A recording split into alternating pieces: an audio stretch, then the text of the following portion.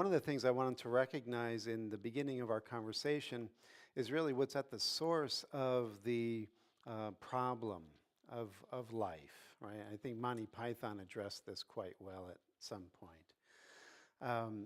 We're going to be looking first in the direction of ancient India. We're going to see how the ancient Vedic civilization addressed the issue of life and how to bring harmony into living. And then we're going to look at the problem-solving teachings found within A Course in Miracles.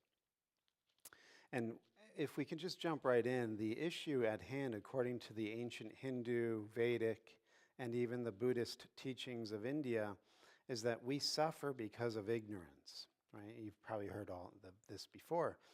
And ignorance is really not just you don't know, it's that you're ignoring, right? That's where we get the word ignoring from. And so ignorance in this sense is that we are ignoring our essential nature, our deeper self.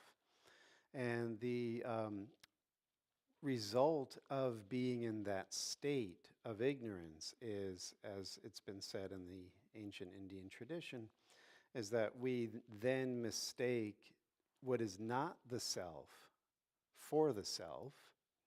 We also mistake pain for pleasure. And the third mistake of being in the state of ignorance is we think that the impermanent is permanent. So when we are in a state of spiritual ignorance, we are unaware of who we really are. And as a result of that, we are driven by impulse into these ways of thinking and being in the world that promote the mistaken identity of the ego self. So now we think we're the ego and not the divine identity. And as the ego, we then are thinking this is going to bring me pleasure, when in the end it always brings me pain. And the reason why everything that the ego craves brings pain is because nothing's permanent, right? This was a biggie. And so when we think of how to discern the real from the unreal based on these logical findings, the unreal is everything that changes, everything that's unstable. What is real is the changeless ground, right?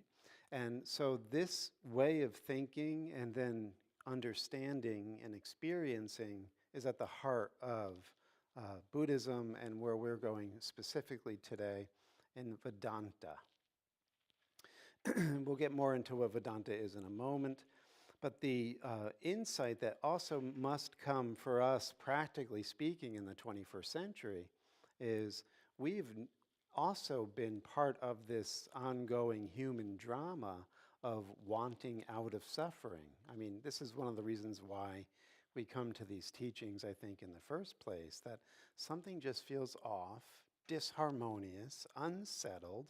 We have gone maybe through this seeking after pleasure and prestige and whatever else we've done, and it never fulfilled us at the core of who we know ourselves to be. There's this yawning vacuum, this dis-ease within us. And so we are confronted with the same dilemma that the ancient Indian civilization confronted thousands of years ago. And that's why these teachings have this, transitional value. They keep making sense through the millennia. And one of the things that the teachings also point out is you are not the ego, and you're actually right now the divine being. You're Buddha. You're the soul. You're the awakened self.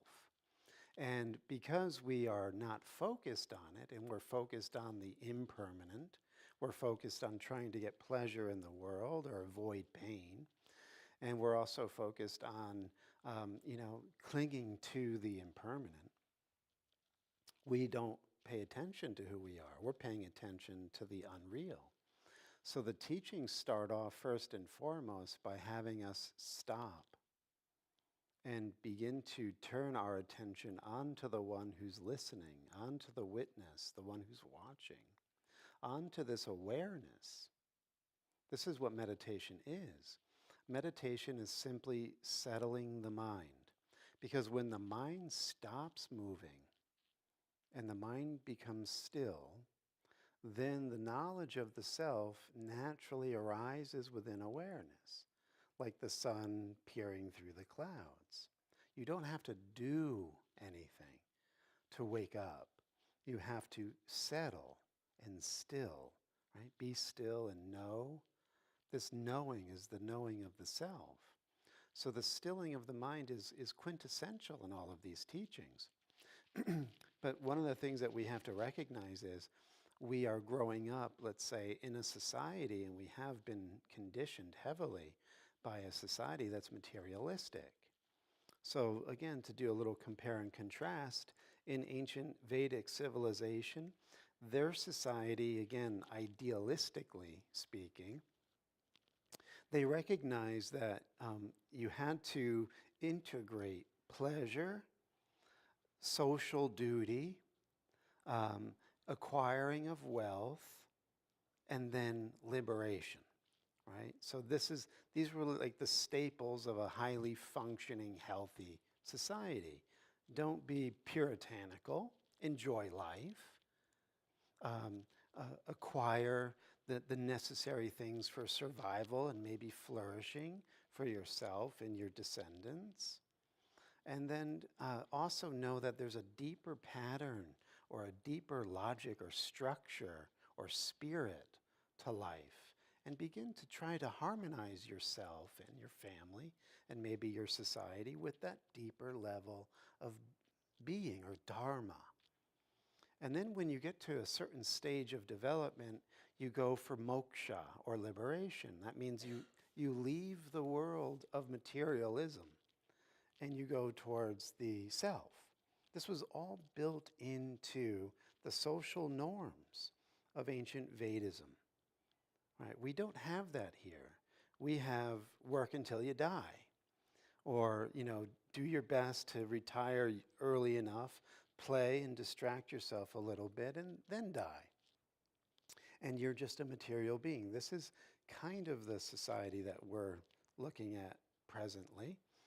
There are pockets of religious belief systems still going on, but in large measure, they're still playing the materialistic game, and they think that if they are saying certain words and reading certain books, that when they die, they'll go into paradise. But what we're looking at within these ancient systems of dharma or meditation is a very different view. In other words, as we've been saying all along, you must cultivate your heart.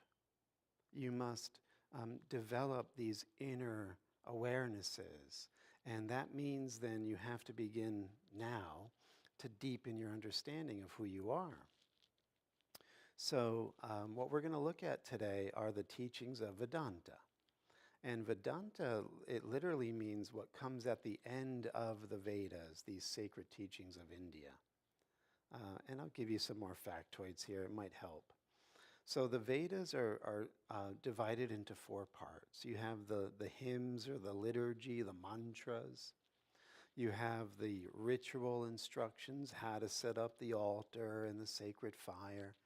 The third part is you have your theological principles and doctrine. And then you have your 4th part, which is the end of the Vedas. These are the esoteric, realizing teachings. Okay? So that's why these are called Vedanta.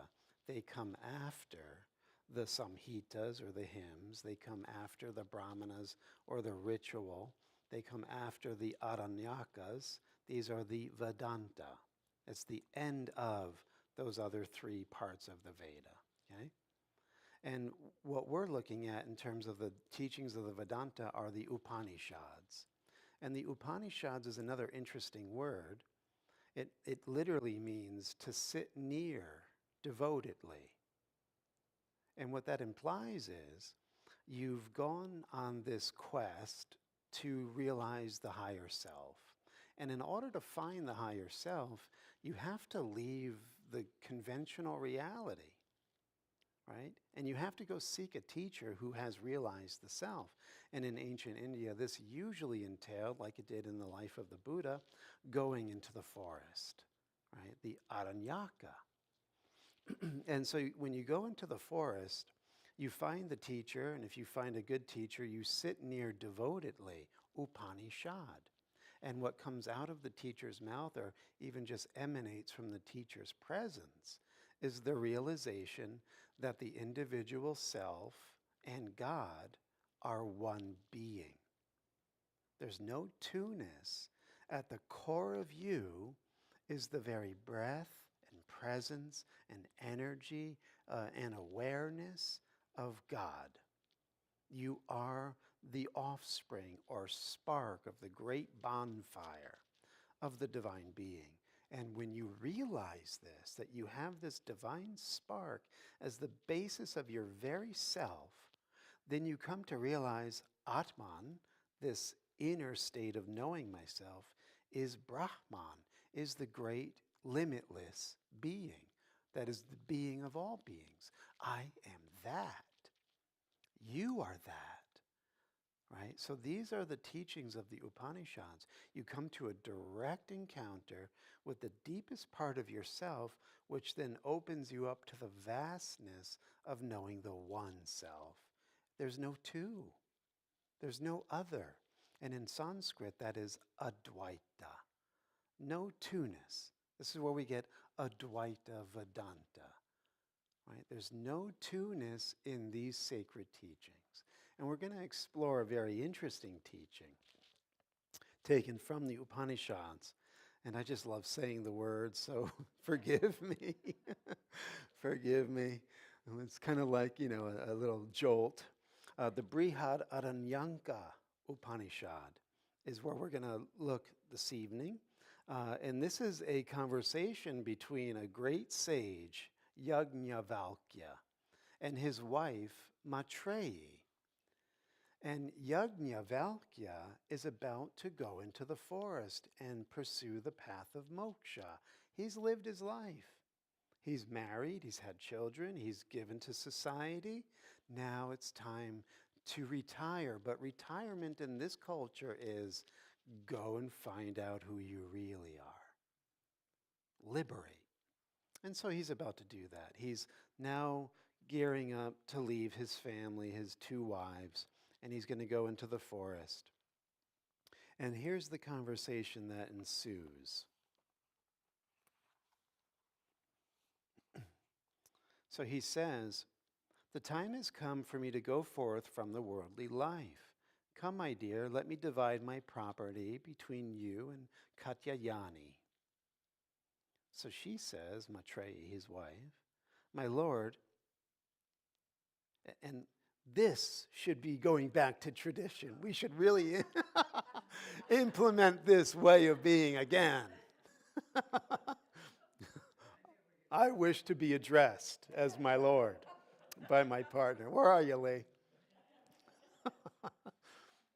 My lord, if I could get all the wealth in the world, would it help me to go beyond death? And he says, not at all. You would live and die like any other rich person. No one can buy immortality with money. So she says, of what use then are money and material possessions to me? Please tell me of the way that leads to immortality. Right? So this is a discernment that comes about for certain people. It's not for all, right? Few find this way to immortality. But once you realize that this is a choice between the perishable and the imperishable, between death and life, and you have that deeper urge or calling, it really becomes a no-brainer. Even all the money in the world will not stave off old age, sickness, and death. So is it really that valuable? And should I put all of my effort, time, and focus in something that's going to rust and wither away? So the husband, Yajnavalkya, says, you have always been dear to me, and I love you even more now that you have asked me about immortality. Sit here by my side and reflect deeply on what I say. Now he's going to go into a very clear teaching of how to discern the real from the unreal. And it's interesting how he approaches this, because he's also giving us the clearing of the mind that we need because we have become completely hypnotized by appearances. We mistake appearances for reality. This is one of the marks of being spiritually ignorant. We think the impermanent is permanent. We think appearances are reality. You are your body. I know you only as your body. You might have a personality associated with that body, but fundamentally you're the body.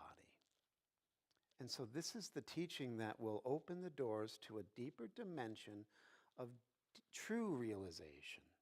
And this is how he approaches it. Now listen. A wife loves her husband not for his own sake, but because the true self lives in him. A husband loves his wife not for her own sake, but because the self, the Atman, the soul, lives in her. Children are loved not for their own sake, but because of the self. Wealth is loved not for its own sake, but because the self. The saints are loved not for their own sake. The warrior heroes are loved not for their own sake. The universe is loved, but not for its own sake, but because of the self that lives in it. The gods are loved not for their own sake. And sweet, cute, little cuddly creatures are loved, but not for their own sake. Right? That's just the appearance. That's the perishable, the corruptible, the unreal.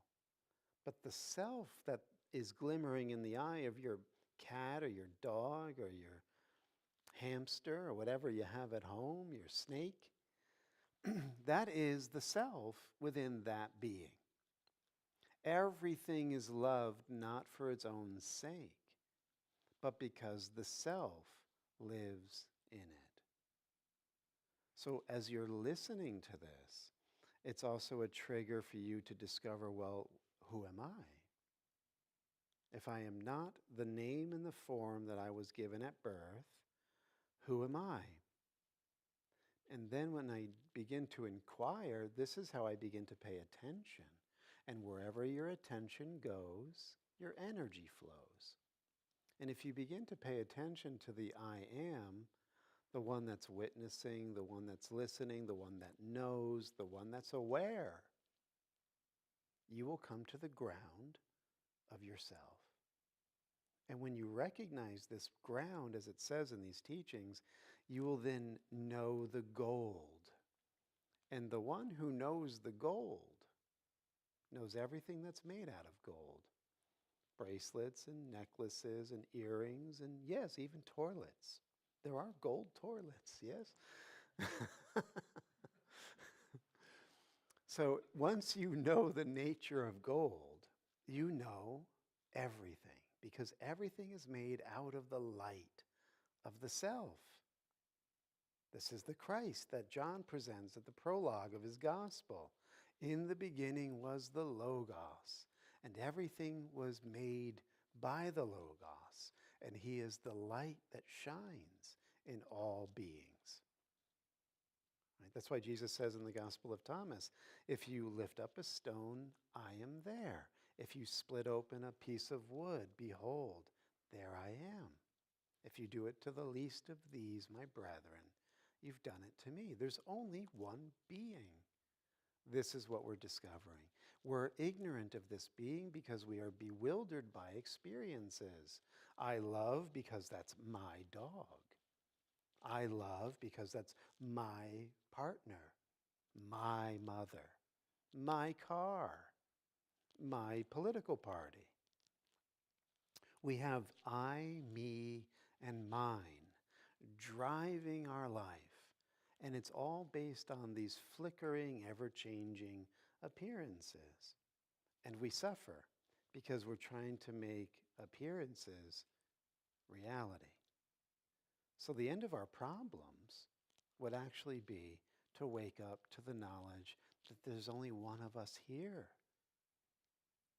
And this experience of the ego is actually just a massive identity crisis. So, what is meditation? Meditation is quieting down so that all of the fluctuations of the mind, which are like the ripples on the ocean, and the enlightened mind is always referred to in these teachings as the sun or the moon. And when you have rippling water, you have many sparks and scintillations of light on these ever-changing wave patterns, right?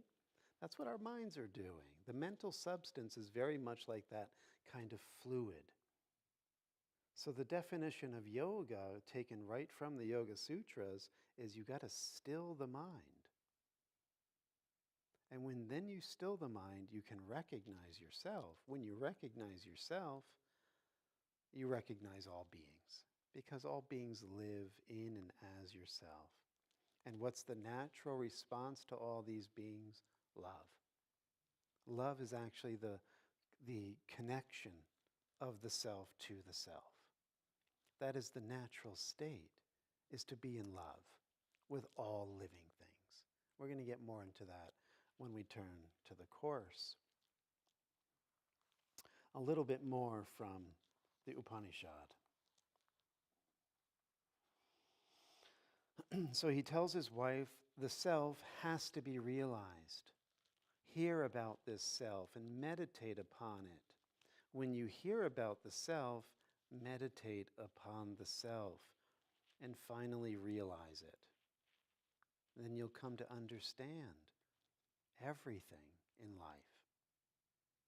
So he's laying out a very important step-by-step instruction. We first hear it, and that means that it first comes in as these new ideas, insights, concepts. And then he says meditate on it. The Sanskrit word there is really like you chew on it. You really like look at it from all these different angles. You deeply investigate. And then he says when you do that, it will become more and more part of your natural way of thinking. And when the mind begins to be infused with this way of thinking about the self or God or spirit all the time, the mind will then naturally begin to find that pathway of light to the very source of light. Because that's what these teachings are. They're like traces of the light. They're like rays of the great being.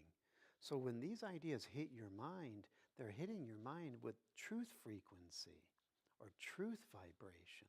And if you're quiet and receptive and humble and open, that's what you'll feel. And then they allow you to naturally go into this deepening investigation. Like, I am the witness. Yeah, every time I've looked in the mirror from when I was young, I've always seen the same view of me looking back at me. There I am at 3. There I am at 10. There I am at 25. I'm always looking at me. But the me is always changing. I'm young and now maybe I'm getting older. But the one that's always looking doesn't seem to age, doesn't seem to change. This is the immortal spark of your divine consciousness. It's already there. You're already it. Meditation isn't getting it. It's quieting down so you can melt back into it. Turn your attention away from the perishable and seek only the imperishable. And as Jesus says, everything else will be added on to you. You'll get everything you need in perfect timing because yourself is vast, infinite intelligence, and it will order your life. It will make your path straight. You'll know when you need to know.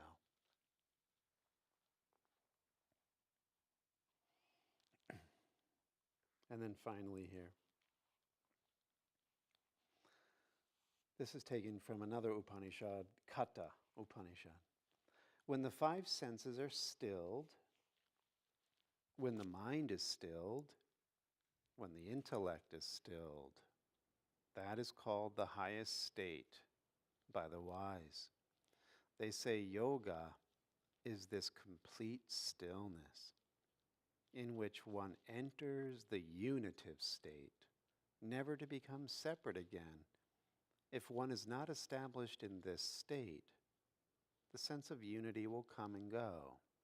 And that's what will happen in that mid stage of, meditating upon it, investigating. You're going to have glimpses. You're going to be like, oh my God, this is real. Like, I'm going beyond concepts here. I'm actually touching voltage, a current of something living. A presence is coming in that isn't the ego presence. I'm feeling this. And then, get out of my way. I got to get to work. It's like, it'll go. But it will come again, and it will go. And this will go on for a little while, this vacillation. But eventually, it feels so good to be in that unitive state. You won't tolerate deviation or delay. It'll just be like, no, this is actually too good to not pay attention to and not protect and value above all else. I want this, thank you. I don't want the trinkets of the world. I see where they take me. Right? Everything will be added onto you, but always prioritize. The unitive state cannot be attained through words or thoughts or through the eye. How can it be attained except through one who is established in this state oneself? So what this is saying is you would have to seek a guru or a teacher. Now, this is something that might not happen physically. You might not find your physical teacher, but that doesn't really matter, because when you have this desire to wake up and know yourself, as we've said in other classes, there are a host of invisible teachers and the Holy Spirit within your heart that will guide you into perfect peace. If you're willing and ready, the Master will appear. It might be on an inner plane. It doesn't necessarily mean an outer plane. And then finally here, there are two selves, the separate ego and the indivisible Atman, or soul.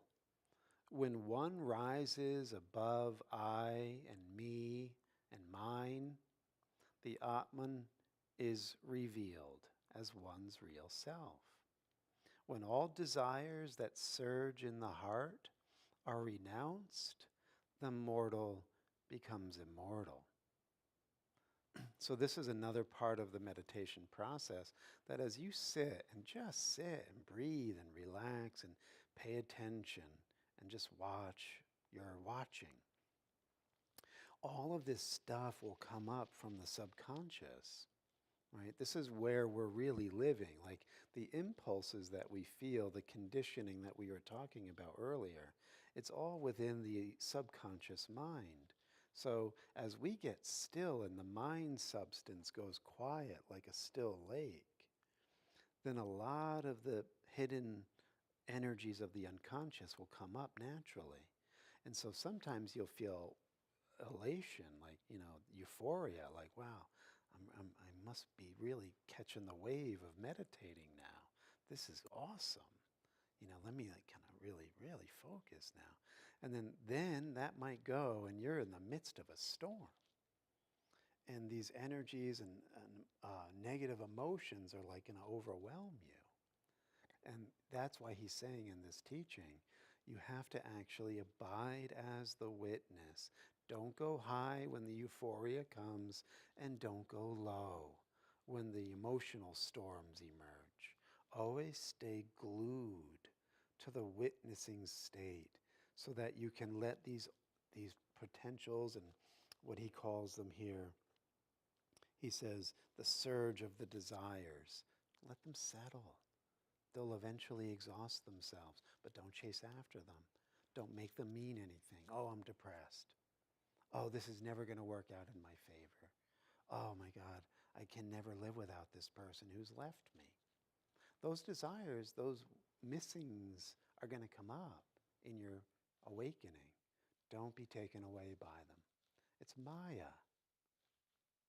Right? When all the knots that strangle the heart are loosened, the mortal becomes immortal. This sums up the teaching of the scriptures. So again, when all the knots that strangle the heart are loosened, the mortal becomes immortal. So this means that we get out of fear, because fear is the constriction. Fear is the strangling of the heart. And so as we begin to relax and begin to sense the inner presence of the Guru, the Holy Spirit, there's a light that begins to come in. So when we do confront these dark parts of ourselves, these knots that are strangling us, these fearful states, the anger, the rage, which will also come up inevitably, everything that makes us feel constricted, alone, lost, it's going to come up. But let that come up and pass away. Keep practicing, keep meditating, keep watching. You're the great I am. You're the soul or the Atman. You never change. This is why that second part, like you're hearing this, but you got to keep reflecting on it and studying it and practicing it and get it into your blood that I am the immortal one listening right now. I'm not the perishable body. I'm not the perishable emotions. I'm not the perishable thoughts. I'm not the perishable memories. I'm not a memory. But if you think about everything you identify with, thoughts, emotions, images, and memories, who would you be if all of that went away? And they do go away, either at the point of enlightenment or at the point of death. Where do you exist or abide if you're not thoughts, memories, images, or memories? Right? This is what we have to sit with.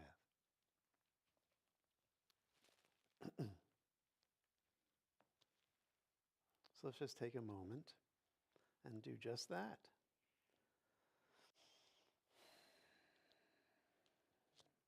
So the beautiful thing is when we begin to settle into a meditation practice, immediately step back from the one who's talking as you. Watch the voice that's talking and thinking and commenting on what you're hearing in your own head. That's not you. Watch it. Watch the memories. Watch the images. Watch the thoughts. Watch the voice that speaks for your lower body identity. And just watch it like the still, bright moon.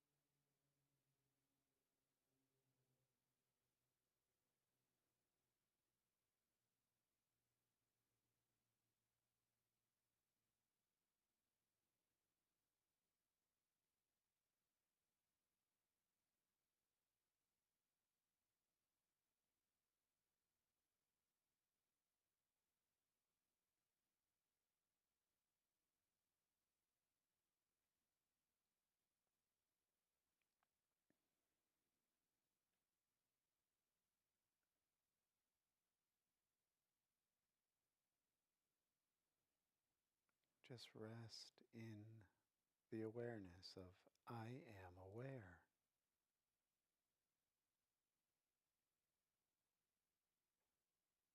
What is this awareness?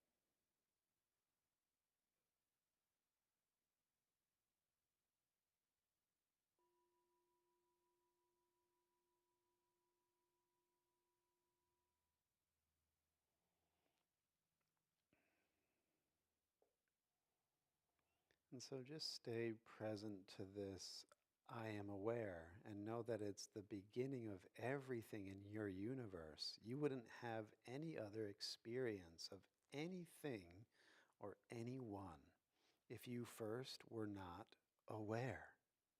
So you could even go back to John's Gospel and say, it's talking about the real me. In the beginning, I am aware. And everything that I'm experiencing originates with me first being aware. Nothing else can come to be in my universal experience without first me being aware. So awareness is the ground of my being. It's not some object that I can grasp or conceptualize, but it's the very ground of everything else that I'm aware of. But I am really this awareness. This is who I am. Now, what the Upanishads were talking about as the unitive state is that every living thing, all sentient life, is this awareness. It's the ground of all being. And as we begin to really deepen our insight and understanding and go into more and more experiences of this beautiful, blissful state of awareness, we will realize that the ant is looking back at us with the same awareness.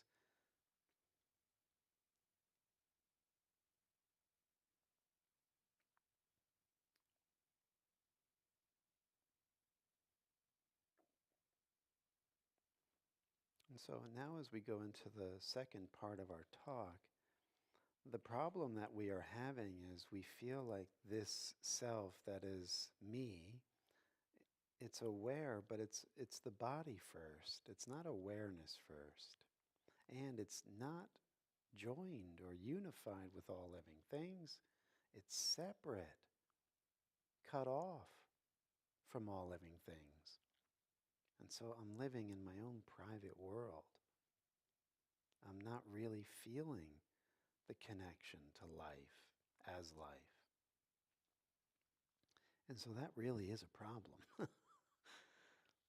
Every other problem is simply an echo of that one problem. And in fact, according to A Course in Miracles, which we're about to turn to, it states that this is the only problem that we're really having. We think we're cut off when in fact we are life itself. Right?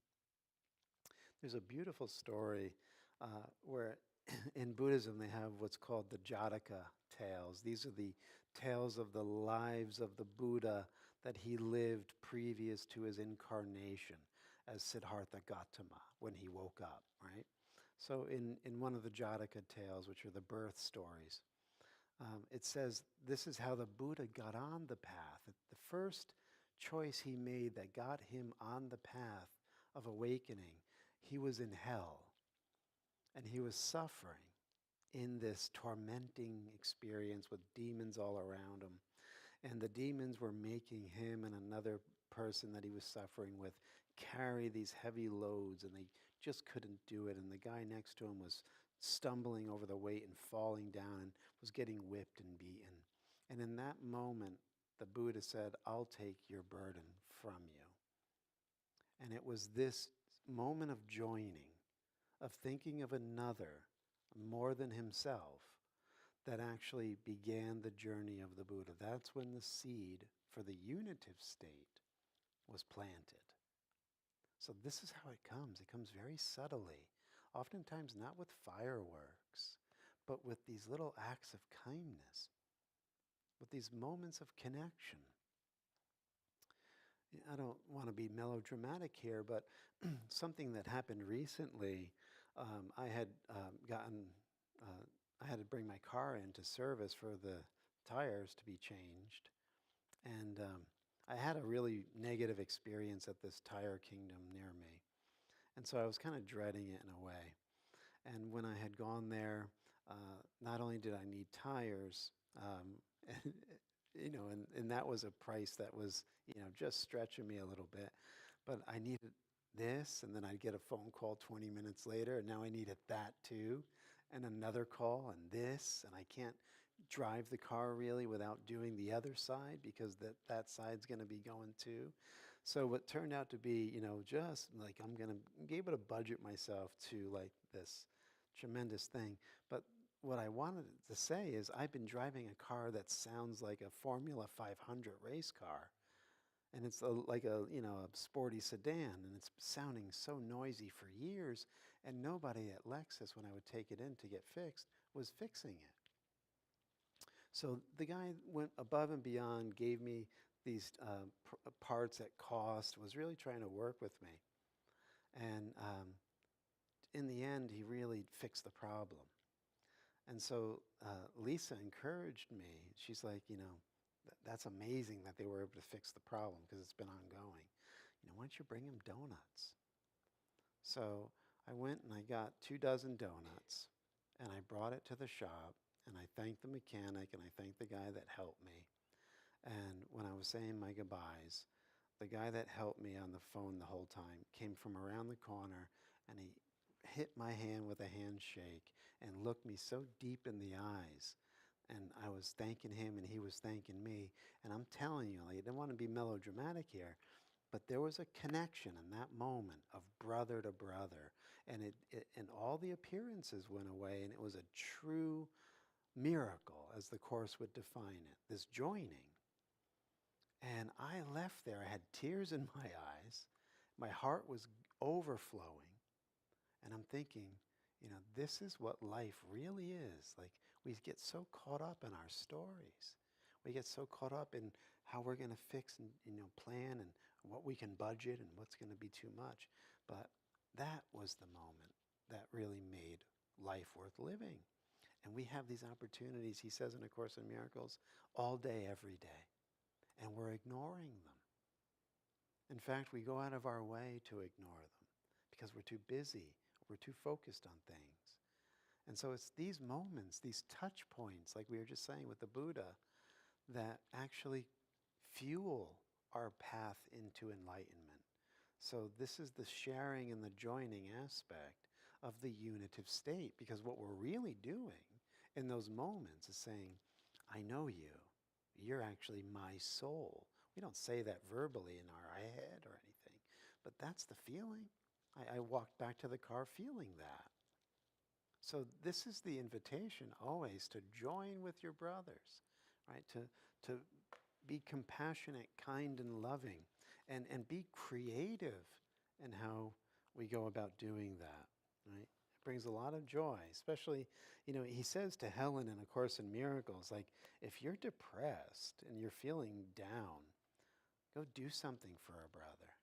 Get your mind off yourself. That's why you're depressed, because you're thinking of yourself, and that's not even your real self. He says you have every reason to have anxiety and depression the way you think that you are. That's not even you. So do some kindness and begin to feel that. This is the spiritual problem solving. So he says in the section, the release from every problem, it's not difficult to understand the reasons why you do not ask the Holy Spirit to solve all problems for you. He has not a greater difficulty in resolving some than others. Every problem is the same to him, because each one is solved in just the same respect and through the same approach. The aspects that need solving do not change, whatever form the problem seems to take. So stay with me on this whole point of the only problem we're having is that we don't know we're the one self, that we are life itself, that we are love itself, that we are the very divine essence and being of God. That's our problem.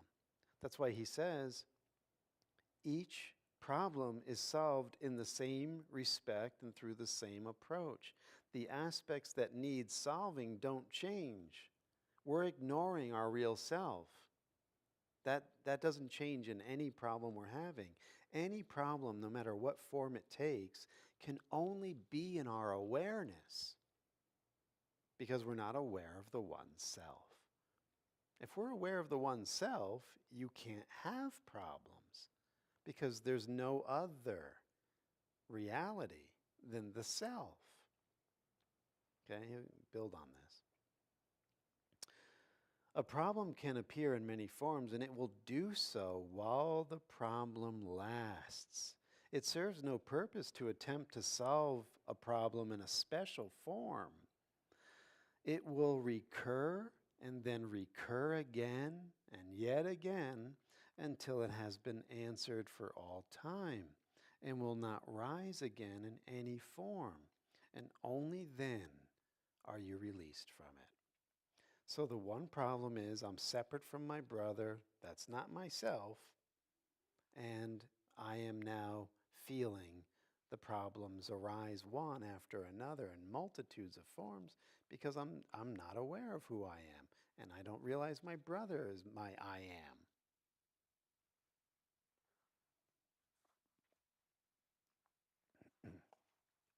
And then he says this. A problem cannot be solved if you do not know what it is, even if it is actually solved already. You will still have the problem because you cannot recognize that it has been solved. This is the situation of the world. The problem of separation, which is really the only problem, has already been solved. But the solution is not recognized because the problem is not recognized. So get that. Like all of your problems, do you really believe it's because you don't know your true self? No, there are problems and they take a certain form, and now I'm trying to figure out how to deal with these problems that I know what they are, and I'm trying to figure out something I know or I need to know on how to fix them. And as Einstein said, you can never solve a problem at the same level of consciousness in which the problem is occurring. You'll never fix it. And even if you seem to, another problem will arise in its place. And so the key then is you have to go to a different state of consciousness. Everyone who seems to have his own problems, everyone seems to have his own problems. Yet they are all the same and must be recognized as one if the one solution which solves them all is to be accepted. Who can see that his problem has been solved if he thinks the problem is something else? Even if he is given the answer, he cannot see its relevance. Right? So again, here it is, plain and simple. But if we really believe we have problems and they have nothing to do with me being ignorant of my true nature, then if you're being instructed that you have to know yourself and that's your only problem and all your other problems will disappear, well, that's not relevant because I know I have these problems, and nobody's going to tell me that they're directly related to me not knowing who I am.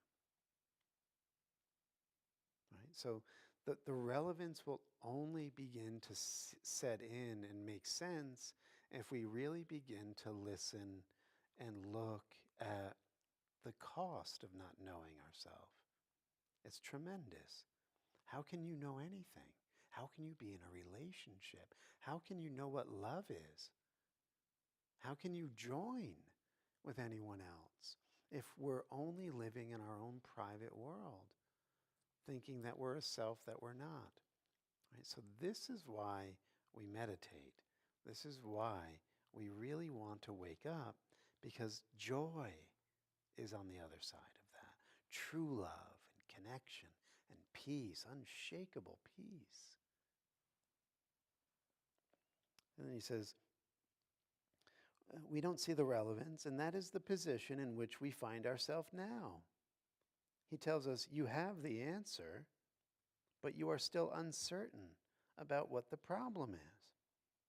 A long series of problems seems to confront you, and as one is settled, the next one and the next arise.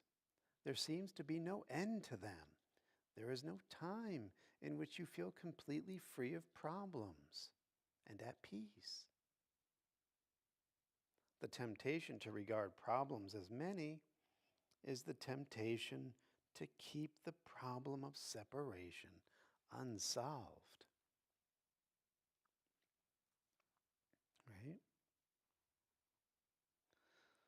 So, it's been said by a course teacher before that the whole world is trying to fix and solve these problems with all of these ingenious ways. Right now, AI is gonna solve all our problems. And what happens?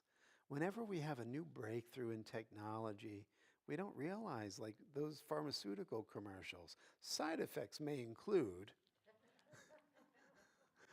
So what are the side effects going to be with AI? Well, it's not all roses. It's not going to all be good.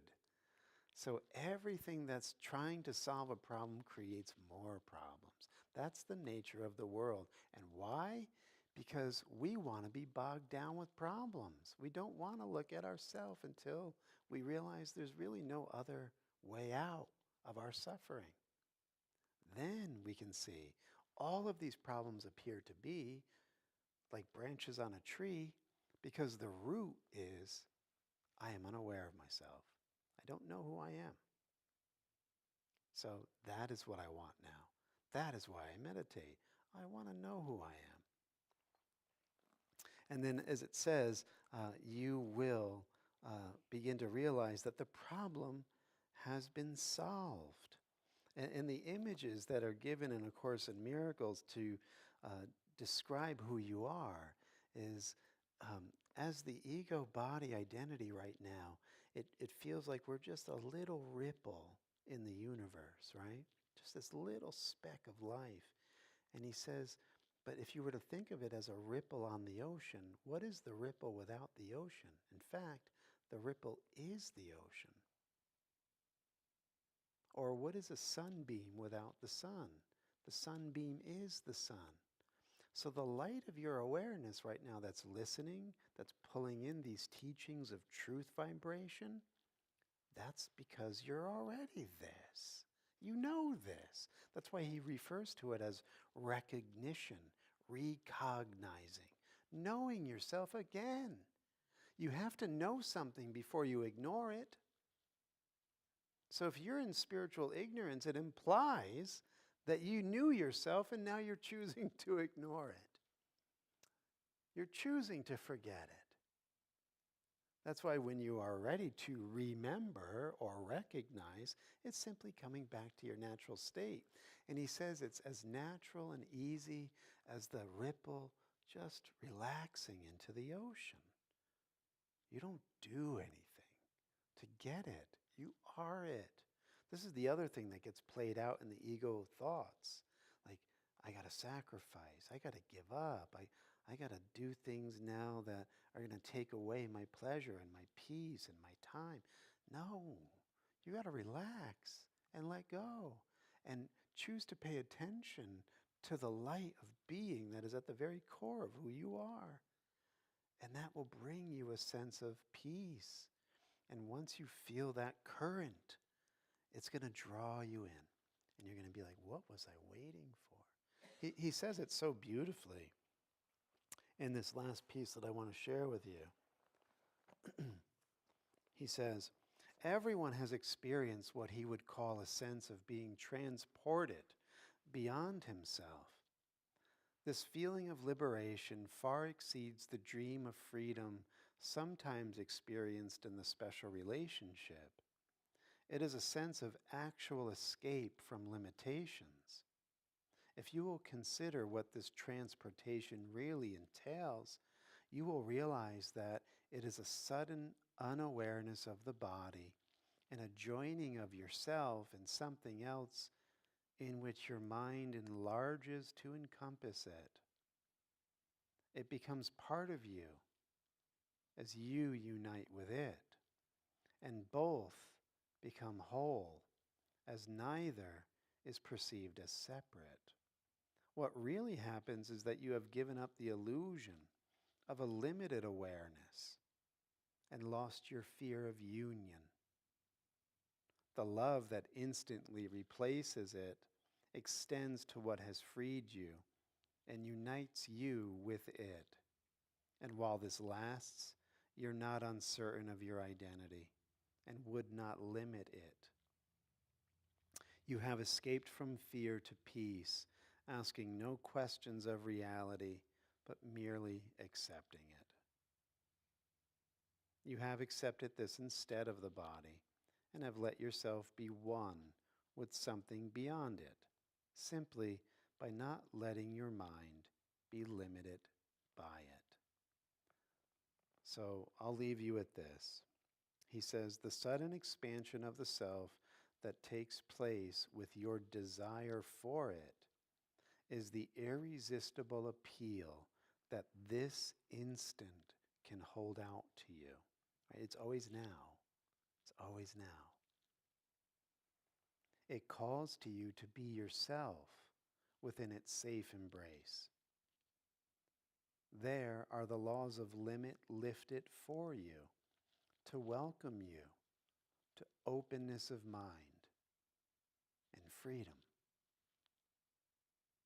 Come to this place of refuge where you can be yourself in peace, not through destruction, not through a breaking out, but merely by a quiet melting in.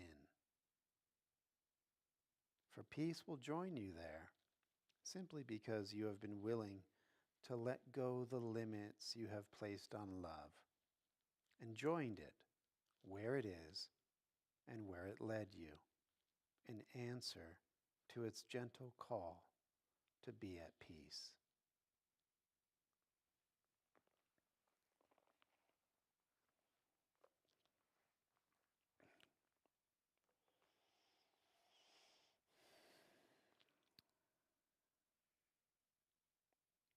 So, I forgot to invite someone to do the collection. Who would like to pass the basket? You could do that. Thank you, Tess. There's actually a basket right on the table as you walk out. Okay, so the church and I thank you for your donations to support this service.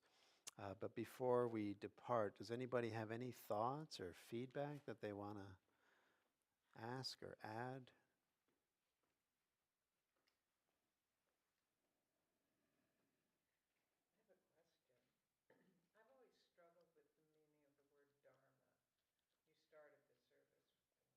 Yeah, the meaning of the word dharma.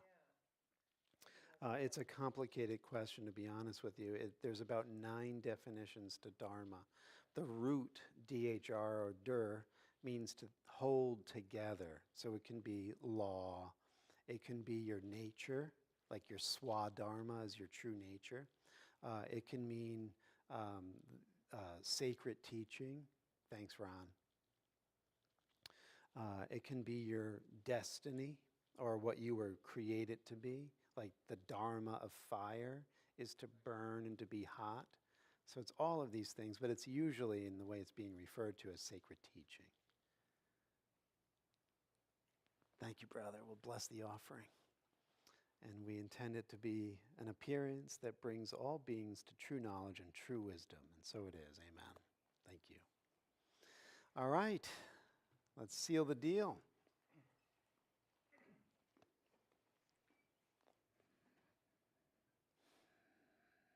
As you close your eyes and breathe slowly and deeply, again become aware of this awareness and know it to be the being of beings, that God is in every breath, that you are eternally the soul, the divine immortal, beyond time and space. You will be when time and space are no more. And so we come to this place, this instant, where the light of God surrounds us, the love of God enfolds us, the power of God protects us, and the presence of God watches over us, wherever we are. God is. Amen. All right, my beautiful friends, thank you so very much. Monday, 7:15. And if you're into the Vedanta, that you liked what you heard tonight, we have I Am That starting this Wednesday on Zoom. So if you want to find out more, studyoftheway.com, or just leave your email on my pad out there on the right, and we'll send you the information. Okay? Be well. Enjoy. Thank you, John. Thank you, brother.